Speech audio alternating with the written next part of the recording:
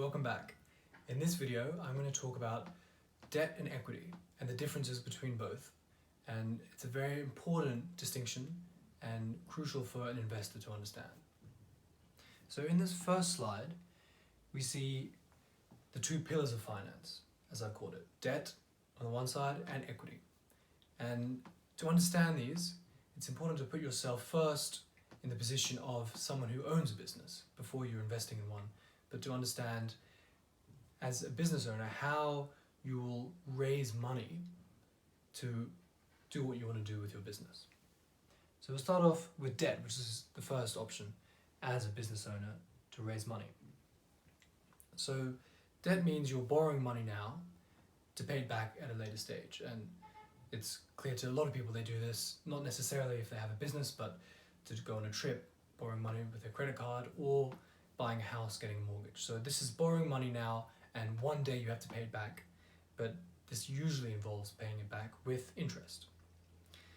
Then, if the company goes bankrupt, in the case of when a business is borrowed, the lenders, who are called the debt holders, the people who have lent them the money, are the first in line to receive what's left of the business. So they're first in the queue, and that's the benefit of lending to a business. Then the other option is equity, and as a business owner this involves selling some of your business to new shareholders to raise money. So in this case you don't have to pay these shareholders back what they've given you, so you might sell 10% of your company for 100,000. You don't have to pay that 100,000 back to the new shareholders because they're now partners with you. But these shareholders are entitled to their share of the profit. So if they bought 10%, they now get 10% of your profits. And they can also influence your company because they have now voting rights. That's the percentage that they own of the company. So 10% means they have a vote equivalent to 10% on what happens in the company. So you could see that there are both disadvantages in losing some control and sharing profits, but advantages that you don't have to pay back the money as you do with debt. So this can be shown by a balance sheet, the difference between debt and equity. And you can see in any company how they've split the debt and equity in the business, how they've financed themselves, how they've raised their money. So in this made-up example, my favorite Amsterdam bicycle company, you can see on the left-hand side the company's assets. That's the things that it has that are of worth.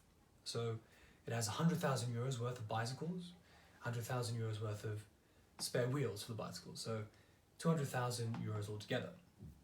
And then you can see on the right, under liabilities, it has debt of 150,000 euros. So that's how much it's borrowed to finance its business. So to buy these bicycles, to buy spare wheels, obviously to sell on eventually.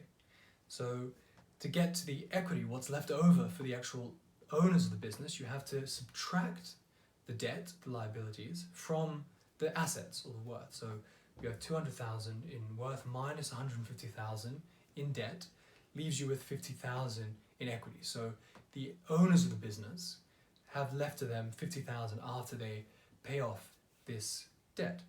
So as you can see in this case, the company's assets, its worth is split 75% to debt, that's 150,000 out of 200,000, and 25% to equity, 50,000 out of 200,000.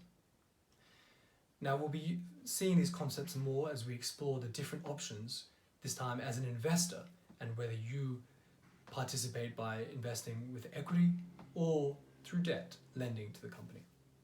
Thanks for watching this video, and see you in the next one.